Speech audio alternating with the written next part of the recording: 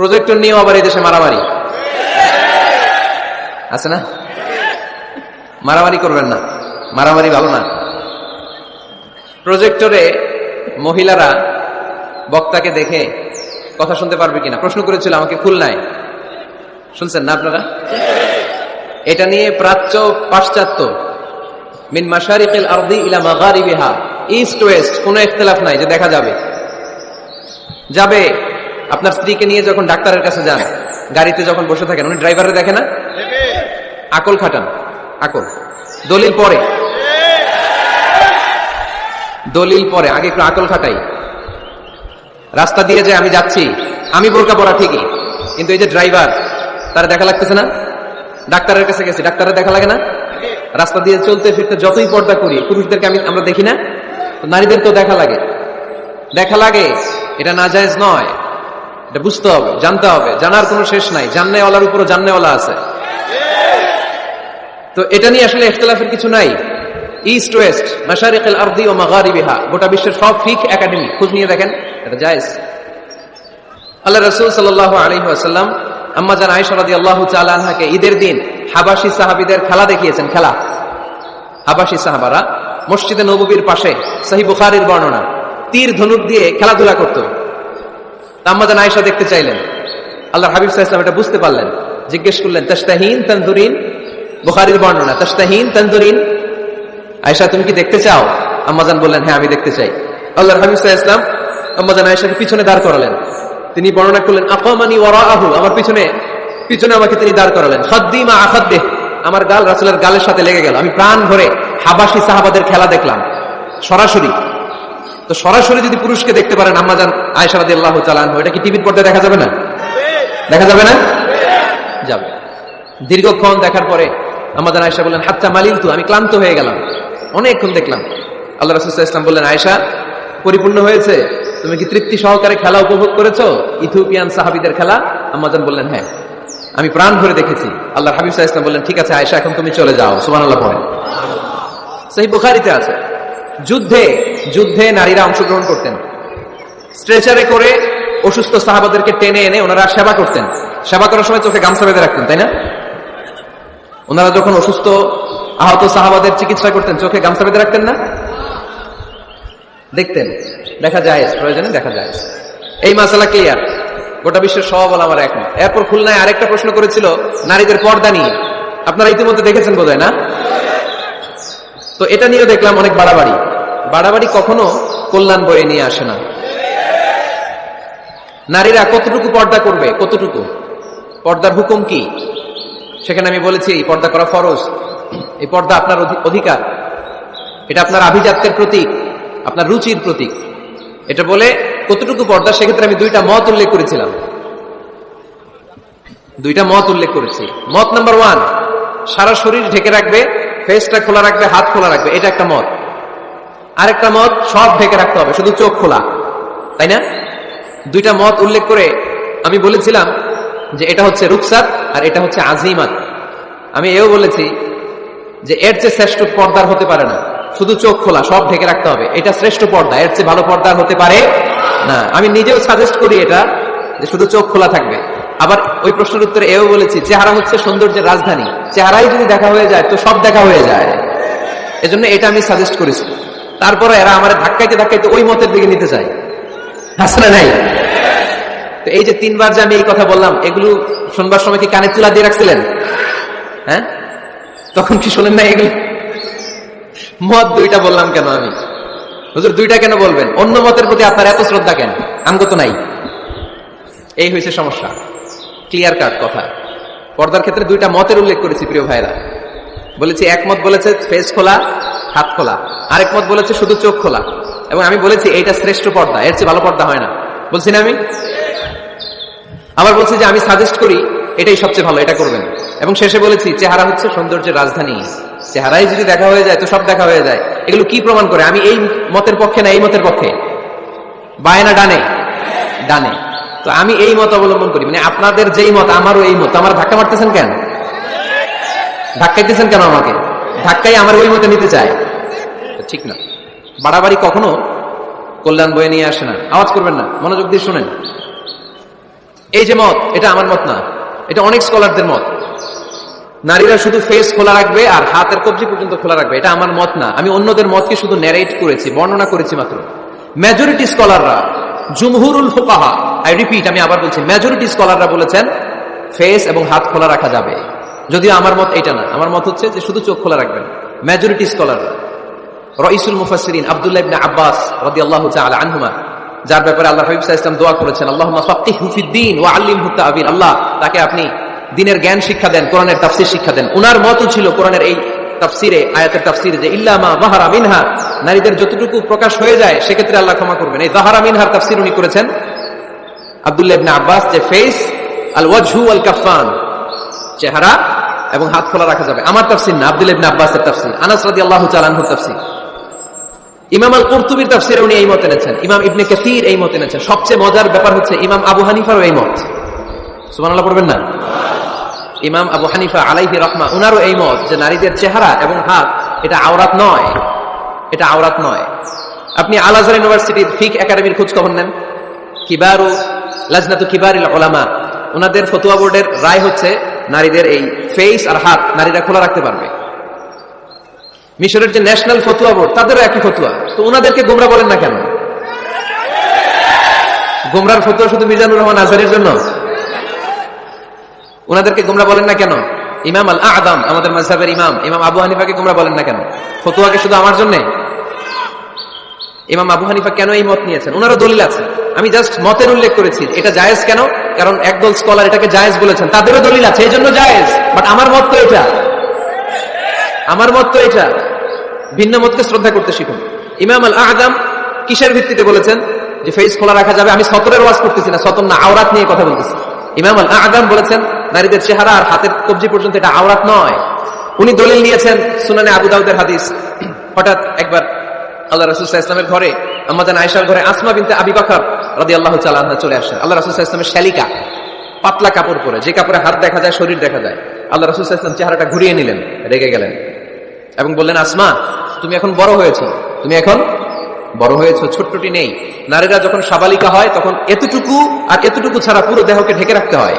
সুবহানাল্লাহ পড়বেন না? ইমাম আল আযম আবু হানিফা এই হাদিস থেকে দলিল নিয়েছেন। আরো দলিল আছে, সহিহ মুসলিম হাদিসের বর্ণনাকারী জাবির ইবনে আব্দুল্লাহ রাদিয়াল্লাহু তাআলা আনহু, ঈদের দিনে আল্লাহ রাসূল সাল্লাল্লাহু আলাইহি ওয়াসাল্লাম ঈদের সালাত পড়লেন আযান একামত ছাড়া। সালাত পড়ানোর পরে তিনি তাকওয়ার ওয়াজ করলেন, সাহাবীদেরকে নিয়ে তিনি চলে যাচ্ছেন। হঠাৎ নারীদেরকে দেখে নারীরা বললেন, আমাদেরকে ওয়াজ করেন। আল্লাহর হাবিব সাল্লাল্লাহু আলাইহি ওয়াসাল্লাম নারীদের সামনে ওয়াজ শুরু করে দিলেন।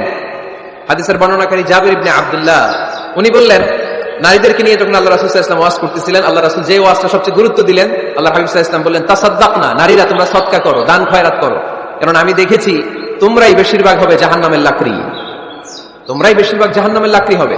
এই কথা শুনে ফাকামাত ইমরাআতুন মিন ওয়াসাতিহিম, এক নারী দাঁড়ালো, নারীদের মাঝখান থেকে এক নারী দাঁড়িয়ে হাত তুললো। জাবির ইবনে আব্দুল্লাহ বলেন, নারীটি যখন দাঁড়ালো আমি দেখলাম সুফাআউল খাদ্দাইন, এই নারীর গালের মধ্যে ফুটফুট কালো দাগ। গালের মধ্যে কি? কালো দাগ। তোমার চেহারা যদি খোলা না থাকতো গালের কালো দাগ দেখা যেত? কথা বলেন না কেন? এই দলিলগুলোর আলোকে ইমাম আল আযম আবু হানিফা রাহিমাহুল্লাহ উনি মত প্রকাশ করেছেন জরুরি প্রয়োজনে এই ফেস খোলা রাখা যাবে। সহিহ বুখারীর আরেকটা হাদিস শুনেন, বর্ণনাকারী আব্দুল্লাহ ইবনে আব্বাস রাদিয়াল্লাহু তাআলা আনহু। হজের দিন আল্লাহ রাসূল সাল্লাল্লাহু আলাইহি সাল্লাম উটের উপরে বসা, পেছনে চাচাতো ভাই ফদল ইবনে আব্বাস। ইয়ামুন নাহারে এক নারী আসলেন, সুন্দরী নারী, রূপবতী, অসাধারণ সুন্দরী নারী। এসে বললেন, ইয়া রাসূলুল্লাহ, আমার একটা প্রশ্ন আছে। এই নারী এতই সুন্দরী ছিল, ফদল ইবনে আব্বাস বারবার নারীর দিকে তাকাতে লাগলেন। আল্লাহর হাবিব সাল্লাল্লাহু আলাইহি ওয়াসাল্লাম, ফদল চেহারাটা ঘুরাও, এরকম বলে ফদলের চেহারা ঘুরাই দিলেন। ফদল আবার তাকালেন, আল্লাহর হাবিব সাল্লাল্লাহু আলাইহি ওয়াসাল্লাম বললেন, ফদল চেহারাটা ঘুরাও। উনি আবার তাকালেন, আল্লাহর হাবিব সাল্লাল্লাহু আলাইহি ওয়াসাল্লাম বললেন, এই ফদল চেহারাটা ঘুরাও। দেখেন, নারীকে একবার বলতেছেন, এই মেয়ে তুমি সুন্দরী নারী, দেখো না ছেলেরা তোমার দিকে তাকায় আছে, চেহারাটা ঢাকো, বলছেন একবারও? কথা বলেন না কেন? বলেন নাই, বরং ফদল ইবনে আব্বাসকে চেহারা ঘুরাতে বলেছেন। তার মানে সব দায় দায়িত্ব নারীদের উপর বর্তায় না, পুরুষদেরকে নিজের দায়িত্ব নিতে শিখতে বলেছেন বিশ্বনবী সাল্লাল্লাহু আলাইহি ওয়াসাল্লাম। আমাদেরও দায়িত্ব আছে না নাই? তো এই হাদিসগুলোর আলোকে ইমাম আল আযম উনি মত পোষণ করেছেন যে ফেস খোলা রাখা যাবে। আমার মত না, তার মানে এটাও একটা মত আছে, ওনাদেরও দলিল আছে। আমার মত হচ্ছে যে শুধু চোখ খোলা রাখতে হবে, বাকি সব ঢেকে রাখতে হবে। তারপরেও ওনারা আমাকে এই মতের দিকে নিতে চাচ্ছে। আমি তো আসলে দুইটা মত শুধু প্রকাশ করেছি। এই পরিবর্তিত বিশ্ব ব্যবস্থায় নারীদেরকে অনেক জায়গায় যেতে হয়, চিকিৎসার জন্য বেরোতে হয়, শিক্ষকতা করতে হয়। আপনি শুধু আপনার মাদ্রাসার গণ্ডির ভেতরটারই গোটা দুনিয়া ভাববেন না। পেন্টাগনে আমাদের মুসলিম নারীরা চাকরি করে, আমেরিকার মিলিটারি ফোর্সে আমার মুসলিম বোনেরা চাকরি করে, ইংল্যান্ডে, এখানে তো অনেক ইংল্যান্ডের ভাইয়েরা আছে, ওনারা জানবেন, ইংল্যান্ডের পুলিশ সেকশনে আমার মুসলিম বোনেরা চাকরি করে। নানা কারণে ওনাদের পক্ষে ফেস ঢেকে রাখা সম্ভব হয় না, ফলে ওনারা এই মতের আলোকে রুখসাতের উপর আমল করার সুযোগ পায়, ঠিক কিনা? তার মানে এটাও একটা মত আছে, এটাও একটা মত আছে, ওনারা রুখসাতের উপর আমল করে। বাট আমার মত হচ্ছে না, আজিমতটা উত্তম, এটা শ্রেষ্ঠ পর্দা, কারণ চেহারায় যদি দেখে ফেলে সবই দেখে ফেলে। তো আমার মত এইটা, তারপরও আমাকে এই মতের প্রবক্তা বানাতে চায়, এরকম আছে না নাই? বাড়াবাড়ি করবেন না, বাড়াবাড়ি কখনো ভালো ফল বয়ে নিয়ে আসেন, আওয়াজ করে বলতে হবে, ঠিক কিনা? আল্লাহ আমাদের সবাইকে মধ্যম পন্থা অবলম্বনের তৌফিক দান করো। কারো ব্যাপারে সমালোচনা করলেও যেন আমরা ইনসাফের সাথে সমালোচনা করতে পারি। আল্লাহ তুমি তৌফিক দাও, আমাদেরকে সব সময় হকের পক্ষে থাকার তৌফিক দান করো। Rose TV 24. Enjoy by listening to the Holy Quran. এটা হচ্ছে পরিবার। আলোচনার বিষয় কি? সবাই বলতে হবে, আলোচনার বিষয় আমাদের পরিবার আছে না? পরিবার হচ্ছে শান্তির নীড়। যার পরিবার নাই সে নীড়হারা পাখির মতো, ঠিক কিনা? এর সেবা করার কেউ নাই, এর খোঁজ খবর নেয়ার কেউ নাই, একে ভালোবাসার কেউ নাই।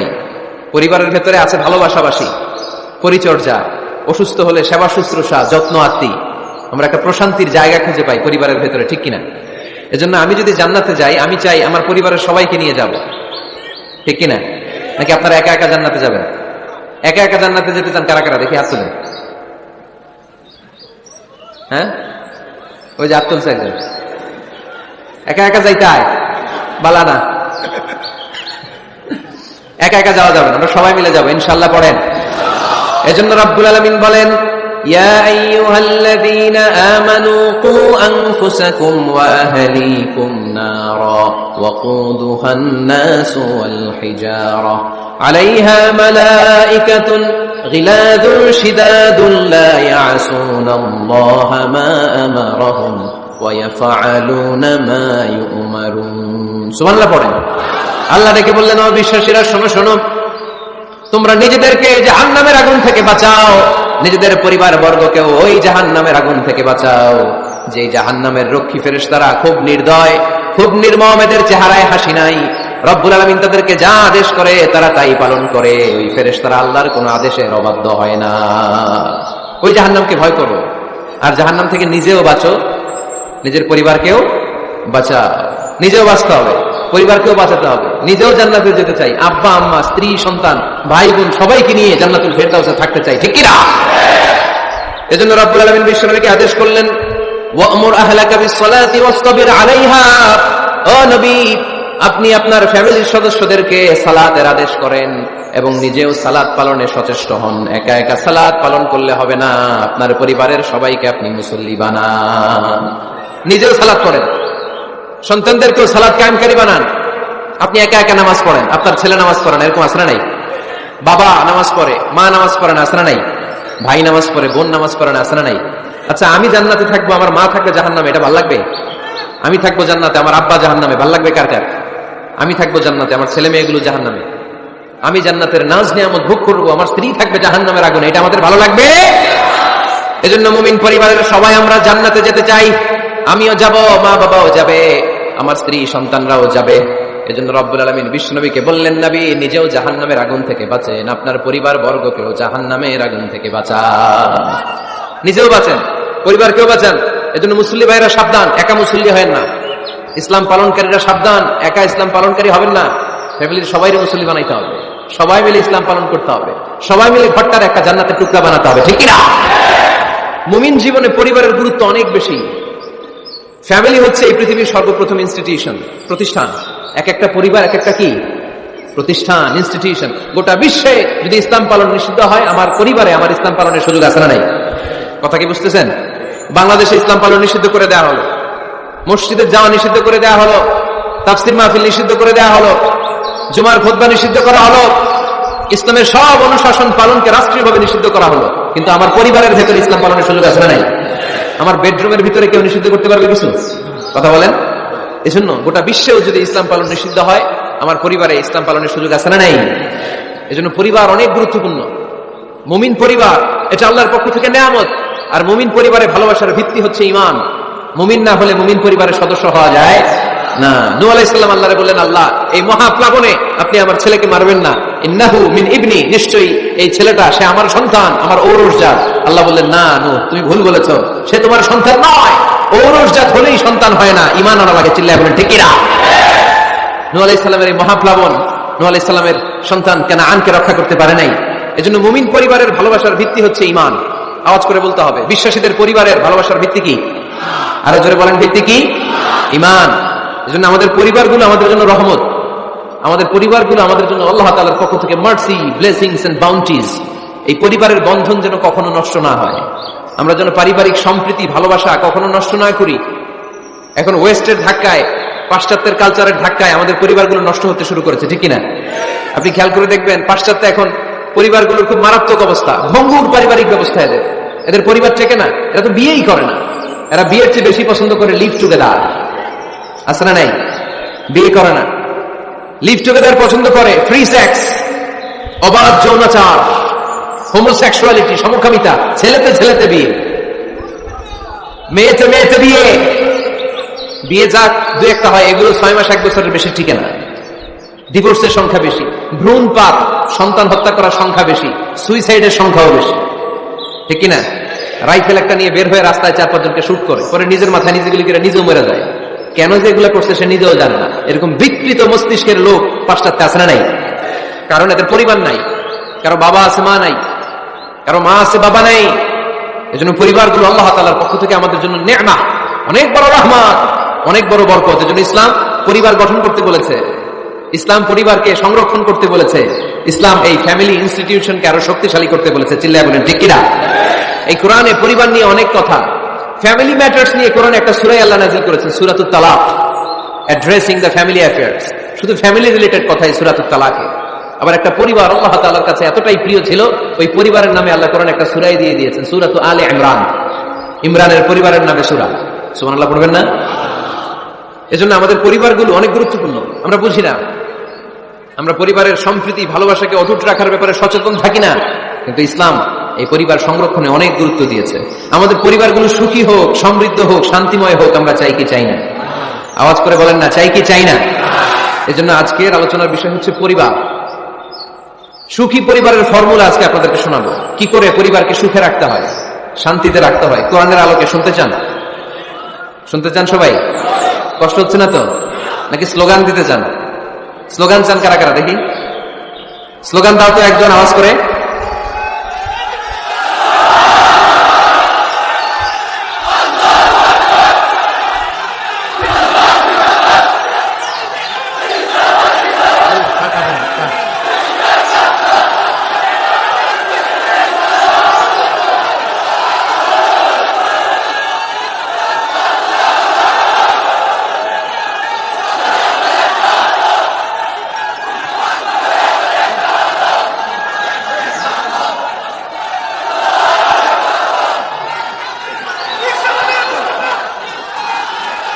প্যান্ডেল থেকে লোক বাইরে বেশি আছে।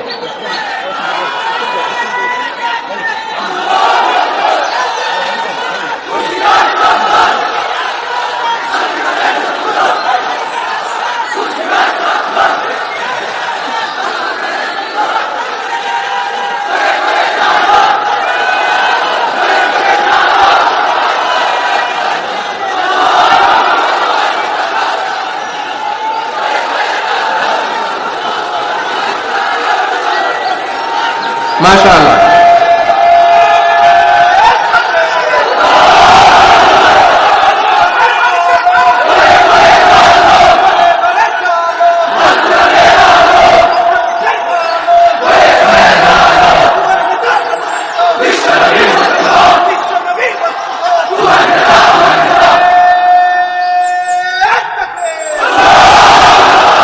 মাশাআল্লাহ, তাবারাকাল্লাহ। আল্লাহ স্লোগানগুলোকে তুমি কবুল করো। স্লোগান হয়ে গেছে, খুশি?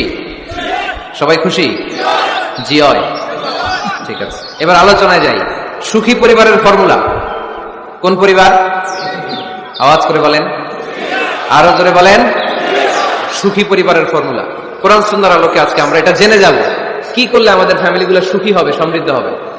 কোরআন থেকে আমরা যদি প্রেসক্রিপশন নেই, তাহলে কোরআন বলে আমাদের ফ্যামিলিগুলোকে সুখী আর শান্তিময় করতে হলে আমাদের ফ্যামিলির ভেতরে একে অপরকে সালাম দেওয়ার প্রচলন বাড়াইতে হবে। কি দিবেন? আওয়াজ করে বলেন, কি দিবেন?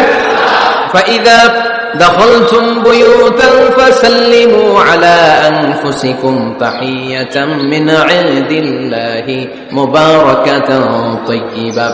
রব্বুল আলামিন বলেন, যখন তোমরা তোমাদের ঘরে ঢুকবা, ঢুকেই পরিবারবর্গকে একে অপরকে সালাম দাও।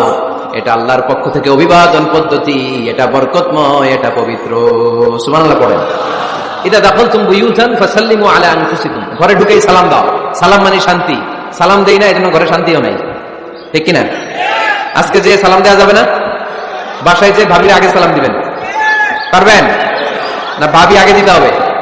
কে আগে দিবে শুনি? আপনি আগে। তুমি বিয়ে করছো নি? হ্যাঁ, আগে আগে সালাম দিবেন। রাজি আছেন? ঘরে ঢুকেই সালাম। বাবা দিবে ছেলেকে সালাম, ছেলে দিবে বাবাকে সালাম। স্বামী দিবে স্ত্রীকে সালাম, স্ত্রী দিবে স্বামীকে সালাম, ভাই দিবে বোনকে সালাম, বোন দিবে ভাইকে সালাম। সালাম মানে শান্তি। সালাম নাই, এজন্য ঘরেও শান্তি নাই। চিল্লায় বলেন ঠিক কিনা? এজন্য আল্লাহ বললেন, তোমার ঘরে যখন তুমি ঢুকবা, ফাইদা দাখালতুম বুয়ুতা ফাসাল্লিমু আলা আনফুসিকুম, তোমরা নিজেদেরকে সালাম দাও।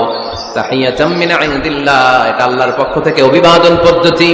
মুবারাকাতান তাইয়্যিবা, এই সালামের মধ্যে আছে বরকত, এটা পবিত্র। এজন্য ঘরে যদি আমরা সালামের প্রচার প্রসার বাড়াই, আমাদের ঘরগুলোরে শান্তিময় করবে কে? এটা হচ্ছে নিজেদের ঘর। নিজেদের ঘরে ঢুকলাম, সালাম দিলাম। অন্যের ঘরে তার সালাম টালাম লাগবে না, না? অন্যের ঘরেও লাগবে। সে আদেশও কোরআনের ভেতরে আছে না নাই? রব্বুল আলামিন বলেন, ইয়া আইয়ুহাল্লাযীনা আমানু লা তাদখুলু বুয়ুতান গায়রা বুয়ুতিকুম হাত্তা তাস্তানিসু ওয়া তুসাল্লিমু আলা আহলিহা। সুবহানাল্লাহ পড়েন। আল্লাহ রেখে বললেন, ও ঈমানদার, ও বিশ্বাসীরা, অন্যের ঘরে যখন তোমরা প্রবেশ করবা, খবরদার প্রবেশ করার আগে অনুমতি নিয়ে নাও। অনুমতি নেওয়ার পাশাপাশি ঘরে ঢোকার আগে সালাম দিয়ে দাও। সুবহানাল্লাহ পড়েন। তাহলে নিজের ঘরে ঢুকি আর অন্যের ঘরে ঢুকি, ঢুকে কি দিব? আওয়াজ করে বলতে হবে, কি দিব? সালাম। আমি আপনাদেরকে সালাম দেই, উত্তর দেন, আসসালামু আলাইকুম ওয়া রাহমাতুল্লাহ। এবার আপনারা আমাকে সালাম দেন, আমি উত্তর দিব, ওয়া আলাইকুম আসসালাম ওয়া রাহমাতুল্লাহ। পারা যাবে নাকি বলবেন আমি বউরে কেন দেব, উনি না আমার আগে দিবে? আমি জামাই, আমি স্বামী, আমি হাজবেন্ড। আচ্ছা, হাজবেন্ডের কি বলেন সিলেটি ভাষায়? স্বামীরে জামাই পেটাইনি, জামাই। তো জামাই আগে দিবে না বউ আগে দিবে? হ্যাঁ বলেন, আমি আগে দিব। কে আগে দিবে? আমি। আগে আগে সালাম দেন। আল্লাহর হাবিব সাল্লাল্লাহু আলাইহি ওয়াসাল্লাম বললেন, সহিহ মুসলিমের বর্ণনা, সহিহ মুসলিমের বর্ণনা, আওয়ালা আদুল্লুকুম আলা শাইইন ইযা ফাআলতুমুহু তাহাব্বাতুম। আল্লাহর হাবিব বললেন, আমি কি তোমাদেরকে এমন একটা ফর্মুলা শিখাইয়া দিব না, এই ফর্মুলা যখন তোমরা অ্যাপ্লাই করবে, তোমাদের মধ্যে পারস্পরিক ভালোবাসা বাড়িয়ে দিবে কে? সাহাবীরা বললেন, ইয়া রাসূলুল্লাহ, অবশ্যই আপনি আমাদেরকে শিখাইয়া দেন। কোন সেই ফর্মুলা, যেই ফর্মুলা অ্যাপ্লাই করলে আমাদের মধ্যে ভালোবাসা বেড়ে যাবে? আল্লাহর হাবিব বললেন, আফশুস সালাম বাইনাকুম, নিজেরা নিজেদের মধ্যে সালামের প্রচার করো, প্রসার করো। দেখা হলে একে অপরকে তোমরা বেশি বেশি সালাম দাও। আফশুস সালাম বাইনাকুম, নিজেরা নিজেদের মধ্যে সালাম দাও। সালাম নাই ফলে ভালোবাসা নাই, সালাম নাই ফলে আমার ঘরে শান্তি নাই। তাহলে ঘরে শান্তি আনার এক নম্বর ফর্মুলা হচ্ছে সালাম। চিল্লায় বলতে হবে সুজানগরের ভাইরা, এক নম্বর ফর্মুলার নাম কি? সালাম। সাইয়েদনা আদম আলাইহিস সালামকে যখন আল্লাহ তাআলা বানালেন, বানানোর পরে আল্লাহ বলেন না, আদম সিজদা করো, আদম কোরআন তেলাওয়াত করো, আদম জিকির করো, আদম তাসবিহ পড়ো, না। আল্লাহ প্রথম যে আদেশটা দিয়েছেন সেটা হচ্ছে সাল্লিম, আদম সালাম দাও। আদম কি দাও? সালাম দাও। আল বাদিউ বিসসালামি বারিউম মিনাল কিবর, আগে আগে যে সালাম দেয় তার অন্তর থেকে অহংকার উঠিয়ে নেয় কে? আমাদের অন্তরে অহংকার আছে না নাই? যাদের অন্তরে বেশি বেশি অহংকার, তার আমরা বেশি বেশি সালাম দিব। আমাদের হৃদয়টাকে অহংকার মুক্ত করে দিবে কে? সেই বুখারীর বর্ণনা, লাম্মা খালাকাল্লাহু আদম ওয়া কানা তুলুহু 60 যিরাআন, রব্বুল আলামিন সাইয়েদনা আদম আলাইহিস সালামকে যখন তৈরি করলেন, 60 হাত লম্বা করে বানালেন। আবার আমরাও যারা জান্নাতের ভেতরে ঢুকবো, আমাদেরকেও সেদিন 60 হাত লম্বা করে বানিয়ে দিবেন কে? কয় হাত লম্বা হয়ে ঢুকবেন জান্নাতে? 60 হাত। সাইয়েদনা আদম আলাইহিস সালামকে যখন আল্লাহ তাআলা বানালেন, বানিয়ে আল্লাহ তাআলা প্রথম যে আদেশটা করলেন সেটা হচ্ছে সাল্লিম, আদম সালাম দাও। কি দাও? সাল্লিম আলা উলাইকান নাফার, এই ফেরেশতাদের এই দলটাকে সালাম দাও। কারণ ইবলিস অহংকারের কারণে সে হয়েছে জাহান্নামী। আল্লাহ চেয়েছেন আমার আদম যেন অহংকারী না হয়, এজন্য আগে আগে সালাম দেওয়া শিখাই দিলেন। চিল্লায় পড়েন আল্লাহু আকবার। আগে যে সালাম দেয় তার হৃদয় থেকে অহংকারকে আল্লাহ মুক্ত করে দেয়, এজন্য আগে সালাম দিবেন। মুরব্বীরা বসে থাকবেন না যে বাচ্চাটা আমার আগে দিবে। অনেক মুরব্বীরা এরকম করে যে আমি দেবো কেন, আমি তো মুরব্বী, ছোটরা আমারে দিবে, এরকম আছে না নাই? আপনি দেন না। আপনি কয়েকদিন দিতে দিতে লজ্জায় পরে বাচ্চাটাও আপনার সালাম দিতে শুরু করবে, ঠিক কিনা? আপনি আপনার স্ত্রীকে কয়েকদিন দিয়ে দেখেন না, কয়েকদিন দিয়ে দেখেন, দেখবেন কয়েকদিন পরে আপনার স্ত্রীও আপনাকে সালাম দিতে শুরু করবে, ঠিক কিনা? এজন্য ফ্যামিলিতে সুখ শান্তি আনার প্রথম মাধ্যম হচ্ছে সালাম। প্রথম মাধ্যম কি? সালাম দিন আর সালামাতে থাকুন। সালাম দিন আর কিসে থাকুন? সালামাতে থাকুন। জান্নাতে যখন জান্নাতীরা যাবে, জান্নাতীদেরকে বারবার সালাম দেওয়া হবে। প্রতিটা গেটেই ফেরেশতারা সালাম দিবে, চিল্লায় পড়েন আল্লাহু আকবার। ফেরেশতারা বলবে সালামুন আলাইকুম তিবতুম ফাদখুলুহা খালিদিন। ও জান্নাতীরা আসেন, বসেন, আল্লাহর পক্ষ থেকে আপনাদের জন্য সালাম। ওয়া তাহিয়াতুহুম ফিহা সালাম। জান্নাতের অভিবাদন পদ্ধতির নাম হচ্ছে সালাম। জান্নাতীরাও একে অপরকে সালাম দিবে। সুবহানাল্লাহ পড়েন। জান্নাতে ঢুকলেই সালাম, জান্নাতে বসলেই সালাম, জান্নাতে একে অপরের সাথে দেখা হলেই সালাম। তাই যারা ঘরের ভিতরে জান্নাতি আমেজ উপভোগ করতে চান তারা একে অপরকে সালাম দিবেন। রাজি আছেন? সালাম দিন আর সালামতে থাকুন। ঘরে যারা জান্নাতি সুখ অনুভব করতে চান তারা সালাম দিবেন। তাহলে আজকে থেকে ঘরে সুখ সমৃদ্ধি আর শান্তি ফিরিয়ে আনার প্রথম ফর্মুলা আমরা জানলাম সালাম। চিল্লায় বলেন, প্রথম ফর্মুলা কি? মনে থাকবে না ভুলে যাবেন? বাসায় যে আজকে সালাম দেওয়া যাবে? সবাই পারবেন? মাশাআল্লাহ। 1 নম্বর পয়েন্ট শেষ।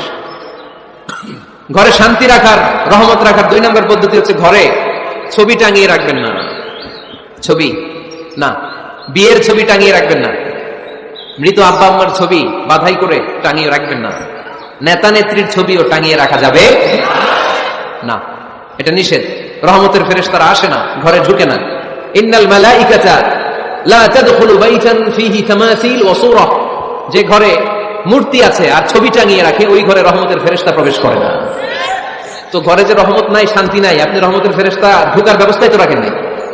এত রহমত নিয়ে আসতে চায় কিন্তু ঢুকতে পারেন না, ওই যে ছবি টাঙিয়ে রাখছেন। এজন্য সুজানগরের ভাইয়েরা, আমাদের সুজানগরে যদি কারো ঘরে বিয়ের ছবি, আব্বা আম্মার ছবি, ফ্যামিলি গ্রুপ ছবি বা নেতা নেত্রীর ছবি থাকে, আজকে খুলে ফেলা যাবে না? খুলে ফেলা যাবে মুসলমান? খুলে ফেলবেন। হ্যাঁ, আপনি ফ্যামিলি গ্রুপ ছবি রাখতে পারেন। আব্বা আম্মা ভাই বোন সবাই মিলে একটা গ্রুপ ছবি তুললে স্মৃতির জন্য রাখা যায়। এটা অ্যালবাম বন্দি করে রাখবেন। মাঝে মাঝে দেখবেন, দেখলে মৃত্যুর কথা স্মরণ হয়। আয় রে, 10 বছর আগের ছবিটা দেখলে কি কুচকুচে কালো দাড়ি ছিল আমার, এখন সাদা হয়ে গেছে, ঠিক কিনা? তখন বুঝবেন যে মৃত্যুর দিকে আমি এগিয়ে যাচ্ছি। এই দুনিয়াটা ক্ষণিকের, একটা ধোঁকা, একটা মরিচিকা, একটা লোভ আর লালসার পেছনে আমরা ছুটে বেড়াচ্ছি। ধোঁকা, আসল জীবন কবরের জীবন। আওয়াজ করে বলতে হবে, ঠিক কিনা? একদিন মাটির ভেতরে হবে ঘর রে মন আমার, কেন বাঁধো দালান ঘর রে মন আমার, কেন বাঁধো দালান ঘর। প্রাণ পাখি উড়ে যাবে পিঞ্জর ছেড়ে, ধরা ধামে সবই রবে তুমি যাবে চলে। বন্ধু বান্ধব যত, মাতা পিতা দ্বারা সুত, বন্ধু বান্ধব যত, মাতা পিতা দ্বারা সুত, সবই হবে তোমার পরে মন আমার, কেন বাঁধো দালান ঘর। একদিন মাটির ভেতরে হবে ঘরে মন আমার, কেন বাঁধো দালান ঘর। ঠিক কিনা? পুরাতন ছবির অ্যালবামগুলো খুললে মৃত্যুর কথা স্মরণ হয়। আহা, দাদা পাশে বসা ছিল, আজকে দাদা নাই। নানারা নিয়ে একটা ছবি তুলে অ্যালবামে রাখছিলাম, আজকে নানা নাই। বাবার সাথে ছবি ছিল, আজ বাবা নাই। মৃত্যুর কথা স্মরণ আছে না নাই?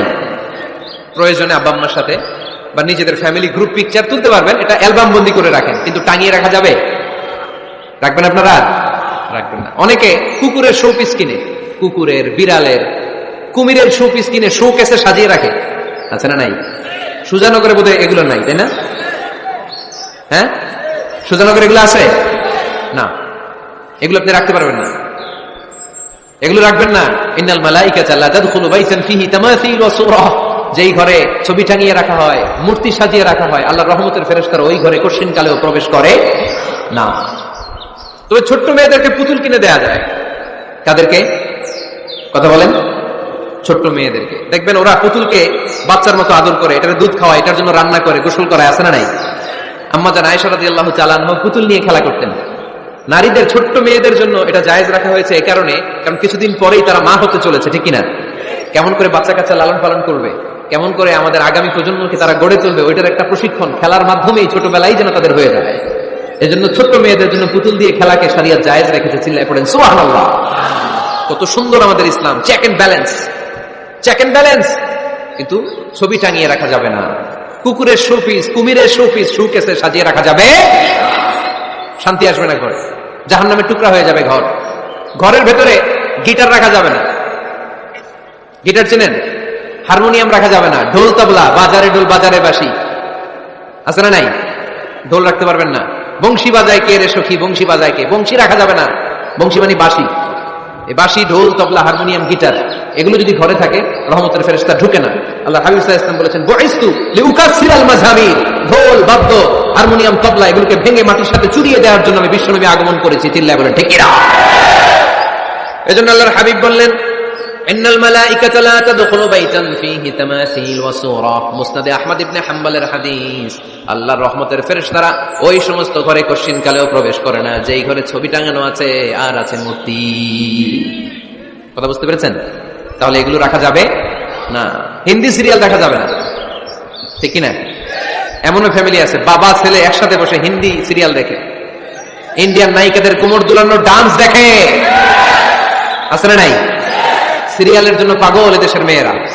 আলহামদুলিল্লাহ, এদের মধ্যে এখন পরিবর্তন হইতেছে, এরা এখন ওয়াজ দেখা শুরু করতেছে, ঠিক কিনা?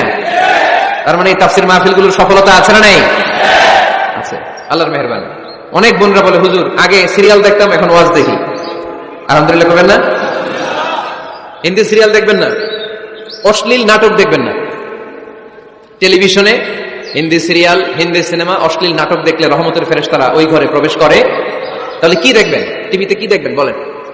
হ্যাঁ, ফিতা দেখতে হয়, ওয়াজ দেখতে হয়নি। আচ্ছা, টিভিতে আপনারা ইসলামিক প্রোগ্রামগুলো দেখবেন। রমাদানে অনেক ইসলামিক প্রোগ্রাম করে টেলিভিশন চ্যানেলগুলো, এগুলো দেখবেন। সৌদি আরবের সরাসরি লাইভ প্রোগ্রাম, এগুলো দেখবেন। জিওগ্রাফিক্যাল চ্যানেল আছে, দেখবেন। অ্যানিমেলস কিংডম দেখবেন, আফ্রিকার জঙ্গলে কত ধরনের প্রাণী পাওয়া যায়।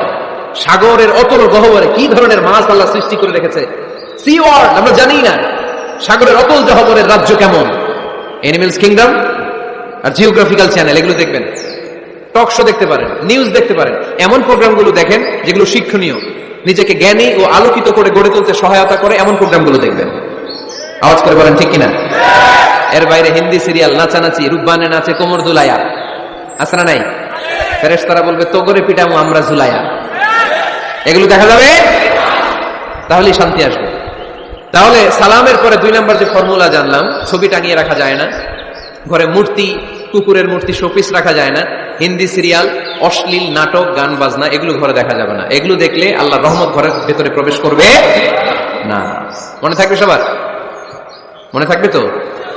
আওয়াজ করে বলেন না। 3 নাম্বার, ঘরে মাঝে মাঝে নামাজ পড়বেন। ঘরে মাঝে মাঝে কি করবেন? সহিহ মুসলিমের হাদিস, আল্লাহ রাসূল সাল্লাল্লাহু আলাইহি ওয়াসাল্লাম বলেছেন, তোমরা মসজিদে ফরজ নামাজের পরে ঘরের জন্য কিছু সুন্নাহ আর নফল নামাজ রেখে দিও, কারণ যারা সুন্নাহ আর নফল নামাজ ঘরে পড়ে আল্লাহ তাআলা তাদের ঘরটাকে বরকত দিয়ে পূর্ণ করে দেয়। বৃষ্টি যদি হয়, কখনো বৃষ্টি, বাইরে প্রচন্ড বৃষ্টি, আপনি জামাত ধরার জন্য মসজিদে যেতে পারতেছেন না, তখন ঘরের সবাইরে নিয়ে আপনি জামাতের ইমাম হবেন। দরকার আছে না নাই? আপনি ইমাম, আপনার ছেলেরা পেছনে, মেয়েরা পেছনে, নারী পুরুষ একই কাতারে দাঁড়াতে পারে না, তো আপনি ইমাম, পেছনে আপনার ছেলেরা, এর পরের কাতারে আপনার মেয়েরা আর আপনার স্ত্রীরা। পারা যাবে না? ছেলে মেয়ে যদি না থাকে, হুজুর আমি আর সে টোনাটুনি সংসার, তাহলে টোনা দাঁড়াবে সামনে, টুনি দাঁড়াবে পেছনে। একসাথে দাঁড়ানো যাবে? আমি আর আজকে সভাপতি লিয়াকত ভাই দুজনে মিলে যদি জামাত করি, একসাথে দাঁড়ানো যাবে। আমি এদিকে, লিয়াকত ভাই আমার টানে, ঠিক কিনা? কিন্তু টোনাটুনি যদি দাঁড়ায়, টোনা দাঁড়াবে সামনে, টুনি দাঁড়াবে বরাবর পিছনে। মাসালা বুঝতে পেরেছেন? The family that prays together stays together. যে ফ্যামিলি একসাথে নামাজ পড়ে, ওই ফ্যামিলি টিকে থাকে বহুদিন, ঠিক কিনা? I repeat, the family that prays together stays together. যে পরিবার একসাথে সালাত আদায় করে ঘরে, এই পরিবারগুলো ভাঙে না। এই পরিবারে ডিভোর্সের কথা শুনবেন না। এই পরিবারে আছে শুধু শান্তি আর শান্তি। চিল্লায় বলেন ঠিক কিনা? তাহলে 3 নম্বর ফর্মুলা সুজানগরবাসীদের জন্য যেটা আমি শোনালাম, ঘরে জামাতে সালাত পড়বেন। বৃষ্টি, জামাতে যেতে পারতেছেন না, সবাই নিয়ে আপনি ইমামতি করেন। অথবা তাহাজ্জুদের সময় বাচ্চাদের ডিসেম্বর মাসে প্রায় অফ থাকে না, কথা কয় না? ডিসেম্বর মাসে ছুটি আছে না নাই? আছে। ছুটির সময়গুলোতে তাহাজ্জুদের প্রোগ্রাম করেন বাসায়। আপনি ইমাম, আপনার ছেলে মেয়ে আর স্ত্রী, আপনার মুক্তাদি একসাথে ঘরে সালাত করলে ঘরটারে বরকতময় করে দেয় কে? কয়টা গেল? কয়টা? ভালো লাগতেছে না, না? নাকি আবার স্লোগান লাগবে? স্লোগান লাগলে আমারে বলবেন, স্লোগান দেওয়াই দিব। আওয়াজ করে বলতে হবে কয়টা গেল? 3টা। 4 নাম্বার, ঘরে সুখ শান্তি সমৃদ্ধি ফিরিয়ে আনার 4 নাম্বার ফর্মুলা হচ্ছে একসাথে খাবার খান।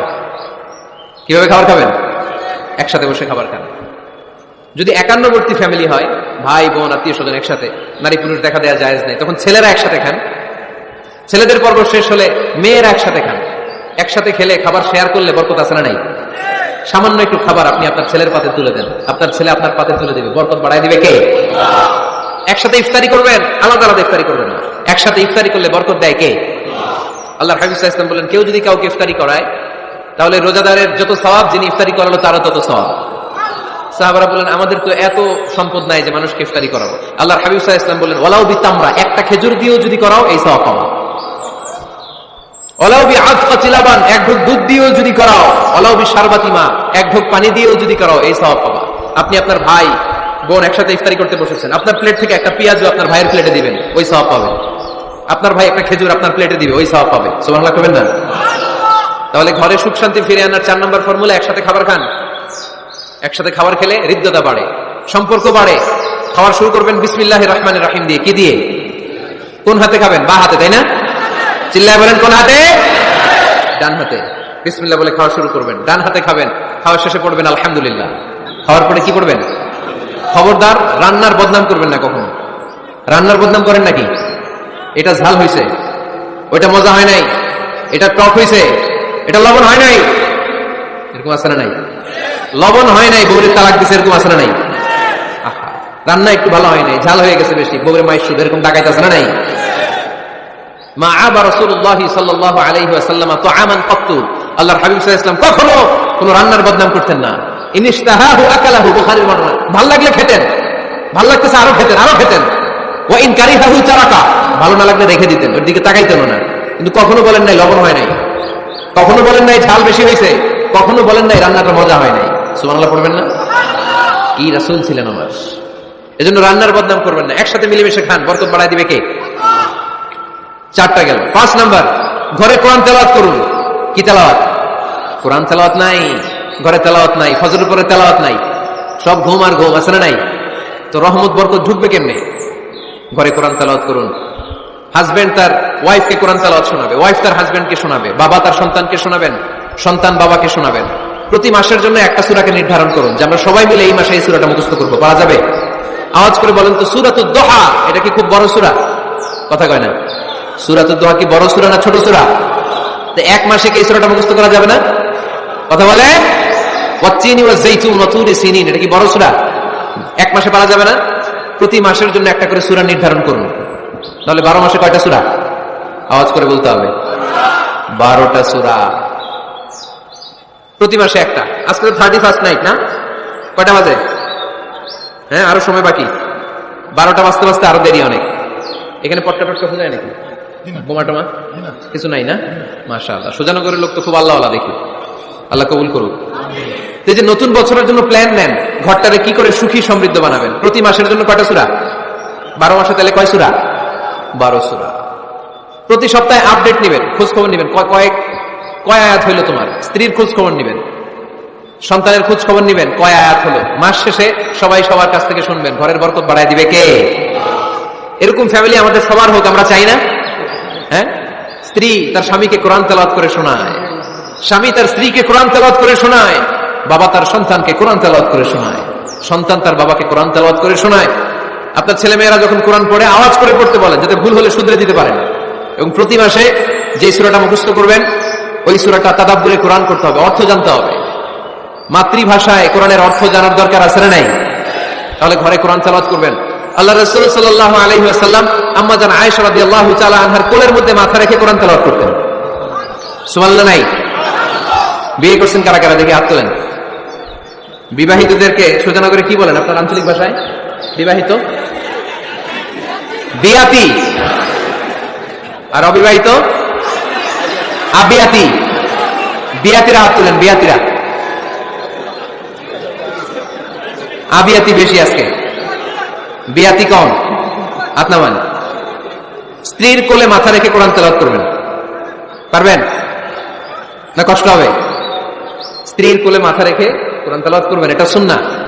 আল্লাহ রাসূল সাল্লাল্লাহু আলাইহি ওয়াসাল্লাম আম্মা জান আয়েশা রাদিয়াল্লাহু তাআলা আনহার কোলে মাথা রেখে কোরআন তেলাওয়াত করতেন। আম্মা জান আয়েশা রাদিয়াল্লাহু তাআলা আনহা বলেন, কানা রাসূলুল্লাহ সাল্লাল্লাহু আলাইহি ওয়াসাল্লাম ইয়াকরাউল কুরআন ওয়া রা'সুহু ফি হাজরি ওয়া আনা হায়েদ। আমার মাসিক চলা অবস্থায়, মেনস্ট্রুয়েশনাল পিরিয়ড চলা অবস্থায় আমার কোলে মাথা রেখে বিশ্বনবী কোরআন তেলাওয়াত করেছেন, আর আমি শুনেছি। চিল্লায় পড়েন সুবহানাল্লাহ। ঘরে শান্তি নাই, কারণ কোরআন তেলাওয়াত নাই। তো কোরআনের তেলাওয়াতও নাই, শান্তিও নাই। আল্লাহর হাবিব সাল্লাল্লাহু আলাইহি ওয়াসাল্লাম বলেছেন, সহিহ মুসলিমের হাদিস, লা তাজআলু বুয়ুতাকুম মাকাবারা, তোমরা তোমাদের ঘরটারে গোরস্থান বানিয়ে রেখো না। ফা ইন্না শাইতানা ইয়ানফিরু মিনাল বাইতিল্লাযী তুকরাউ ফীহি সূরাতুল বাকারা, কারণ শয়তান ওই ঘর থেকে দৌড়ে পালায় যেই ঘরে সূরাতুল বাকারা তেলাওয়াত করা হয়। সুবহানাল্লাহ পড়েন।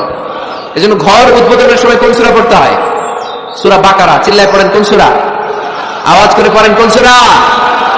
নতুন ঘর করছেন, নতুন দোকান করছেন, নতুন ফ্ল্যাট কিনেছেন, কোন সূরা পড়বেন? সূরাতুল বাকারা। শয়তান ওই ঘরে থাকে না। সহিহ মুসলিমের আরেকটা হাদিসে আল্লাহ রাসূল সাল্লাল্লাহু আলাইহি ওয়াসাল্লাম বলেছেন, ইকরাউ সূরাতুল বাকারা, তোমরা সূরা বাকারা তেলাওয়াত করো। ফা ইন্না আখযাহা বারাকা, যে সূরা বাকারা পড়ে আল্লাহ তাআলা ওই ঘরটায় বরকত দেয়। ওয়া তারকাহা হাসারা, আর যে সূরা বাকারা পড়ে না সে খালি আফসোস করে। ওয়ালা ইস্তাতিউল বাতালা, কোন জিন, কোন পেতনি, কোন ব্ল্যাক ম্যাজিক, কোন জাদু টুনা বান ওই ঘরের কোন সদস্যকে কোন ক্ষতি করতে পারে না। আবার সূরা বাকারায় একটা আয়াত আছে, কোরআনের সর্বশ্রেষ্ঠ আয়াত। বলেন তো আয়াতটার নাম কি? আওয়াজ করে বলেন কোন আয়াত? আল্লাহর হাবিব সাল্লাল্লাহু আলাইহি ওয়াসাল্লাম বললেন, মান কারা আয়াতাল কুরসি দুবুরা কুল্লি সালাতিন মাকতুবা, প্রত্যেক ফরজ সালাতের পরে যে ব্যক্তি আয়াতুল কুরসি পড়বে তার জান্নাতে যাওয়ার ব্যাপারে আর কোনো বাধা থাকবে না। একটা মাত্র বাধা ছাড়া, সেটা হচ্ছে মরণ। লোকটা মরে না তাই জান্নাতে যায় না, মরলেই জান্নাতে। আওয়াজ করে পড়েন আল্লাহু আকবার।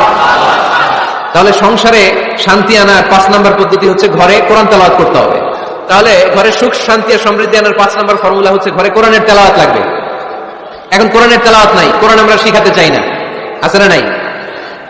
আমরা এখন ধর্মপ্রাণ হয়েছি কোরআন ছাড়া। কি ছাড়া? ধর্মপ্রাণ, ধর্মপ্রাণ, আমরা বড়ই ধর্মপ্রাণ। নামাজ রোজার কিছু নাই, ভুলেও ধরি না কোরআন। ধর্মপ্রাণ। রোজ সকালে শুনতাম আগে আল কোরআনের বাণী রে, আল কোরআনের বাণী। এখন শুনি সারে গামার দীপ্ত ফ্যান ফেনানি।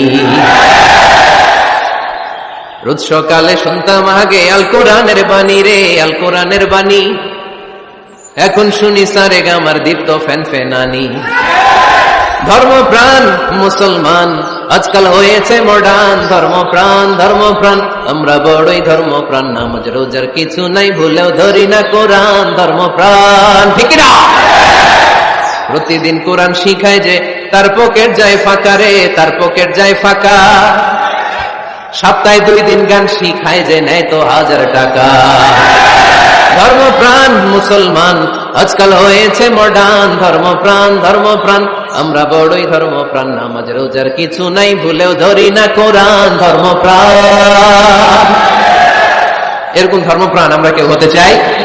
প্রতিদিন ফজরের পরে আমার ঘর থেকে কোরআন তেলাওয়াত হোক, আমরা চাই কি চাই না? ঘরে সুখ সমৃদ্ধি আর শান্তি আসার মাধ্যম হচ্ছে কোরআন তেলাওয়াত করা। ঘরে কোরআন তেলাওয়াত বাড়ায় দেন, ঘরে শান্তি বাড়ায় দিবে কে? কয়টা গেল? হ্যাঁ, 5টা না? শুনতেছে তোমার সাহেব? 6 নম্বর হচ্ছে মাঝে মাঝে বেড়াতে যাবেন।